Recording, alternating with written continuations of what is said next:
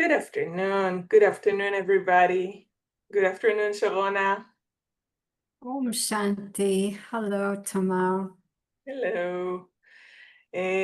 אז כמה מילים בעברית קודם. קודם כל, איזה כיף היה השיר. השיר הזה מתחיל כאן, ויוצא לאור לדרכים חדשים, ואני חושבת על השיחות שלנו, ואיך לצאת אל האור פשוט מתחיל במחשבה הזאת, בהתחלה. ומחשבה אחת שמתחילה את היום, השיחה, אני אגיד מילה רגע, השיחה תתקיים באנגלית. מי שנמצא, מי שרואה את זה בהקלטה יוכל לראות את זה עם תרגום כבר, ומי שרואה את זה איתנו אונליין בזום ורוצה לראות את הכתוביות, אז הוא יכול, אנחנו נשים בצ'אט עכשיו את ההסבר, איך אפשר להפעיל כתוביות בעברית, דרך הכפתור של ה-CC שמופיע למטה. בין אם בסרגל של הזום או בשלוש נקודות. אז אנחנו נתחיל בדקה של שקט, אנחנו ניקח דקה של שקט, ואחריה נתחיל את השיחה.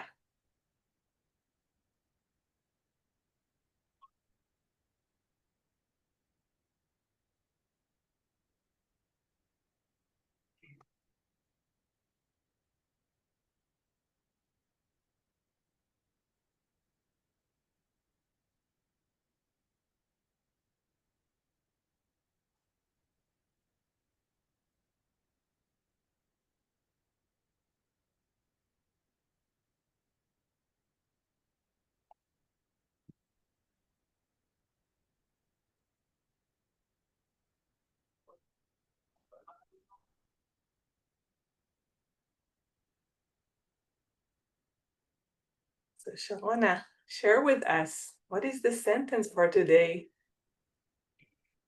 Well, the thought for today is look at your face in the mirror of your heart. תסתכל בפנים שלך דרך מראת הלב שלך. Wow. I'm trying to think, since when is our heart started, when does our heart became, how can he look? Does he have eyes? Is he a mirror? What's going on here with this sentence? I thought you were going to say, when does our heart become a mirror? Because I'm looking at this heart as if it's a mirror and getting reflected back to me my face. That's the meaning behind those words, at least word by word, language speaking. So when does my heart become a mirror? It's kind of an interesting question. I think, personally, first off, everybody has this experience of the heart being a mirror, in the sense that somebody says something, somebody does something, and I know, because I've been raised to be polite, I know how to react. I put the right face on, and the words are right, but in my heart could be something completely different. So I think a point like this, a phrase like this, is reminding us that long term, it doesn't work to put on any other kind of face other than what's really in the heart. And that's not an advertisement for, just always blurting out whatever's in the heart, but it's more like a promotion for making sure the mirror, the heart, is healthy and happy. When I think about this sentence, I think a lot of times we say all kinds of adjectives with our hearts, like speak with your heart. When you want to say something, maybe even criticize something, but if you do it with your heart, with the language of the heart, and that's what I meant. It was funny. Now the heart is also eyes. We're looking through the heart. We're speaking through our heart. When we do that, it's something, it gives the other person and another intention, which wraps it all up in like some kind of truth, non-harmful. We want to do it for the good. Because when we work with our heart, and when our heart is filled with good, like you said before, and we need to work on that, feeling ourselves and feeling our heart. When we do that, the conversation goes differently when we speak with our heart. And when we look with our heart, when I look at your face, when I look at my face as the mirror with my heart, I think I look at the true intention, at the core intention. And, we say that we have two brains, they always say we have two brains in our body, the cells in the brain and the heart. They have a very similar cells, which says there's a connection between our heart and our brain. And looking at our heart as another brain that we have, or I don't know if the word brain exactly fits it, but something that we can interact with the environment through it. Same as we do with our brain. The brain gives us a lot of interpretation, but the same we do with our brain, let's do it with our heart. It's a different kind of language and mirror and everything. Interesting. I know that the greatest distance we can ever travel is the distance between the head and the heart. That's a adage I always related to, because the more disconnected we are from the original goodness in the heart, the more we rely on these intellectual kind of clevernesses.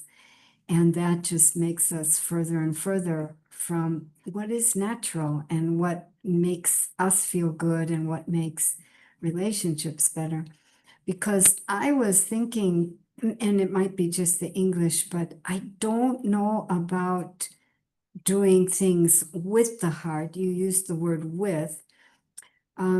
This phrase just reminds me of doing things from the heart, from the heart. So you probably meant that.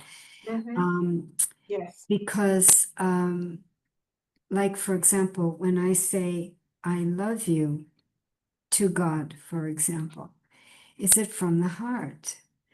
And when I take up some aspect of my duties or responsibilities, I have seen that if I disconnect from, my personal buy-in reason for doing it, I'm disconnected from doing it from the heart, then slowly but surely I lose interest in that thing, or I'm not doing it well. So this heart, as you say, it brings a different energy into everything we do. But how does that work with see your face in the mirror of your heart? That's an interesting question. Somehow I feel that the heart is a better, like there are lie detectors. Yeah, It grabs the essence.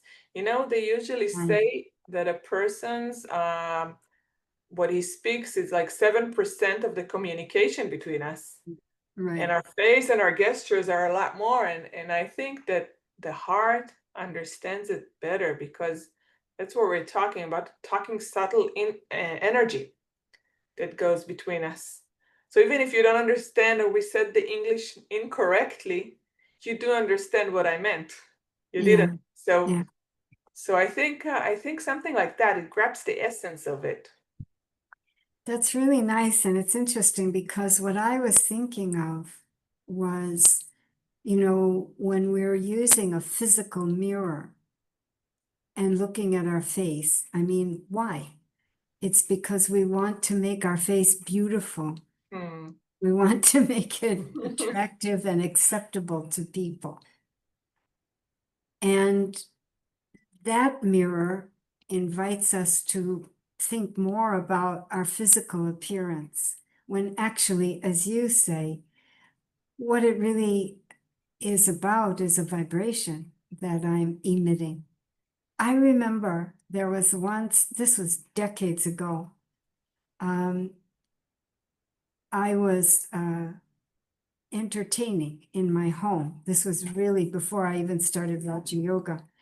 I had guests, and one of my friends, who I hadn't seen in a long time, invited, she came with her husband, and it was the first time I was meeting him. And honestly, my very first thought was, oh my God, he's so ugly. My friend is very, very beautiful. I'm even remembering her now. Unbelievably beautiful face. And I thought, what? Because he was short, fat, and he had a very ugly face and ugly hair. And it was the first thing I noticed. By the end of the evening, I'd completely changed my impression of him because he was a beautiful person, a beautiful person.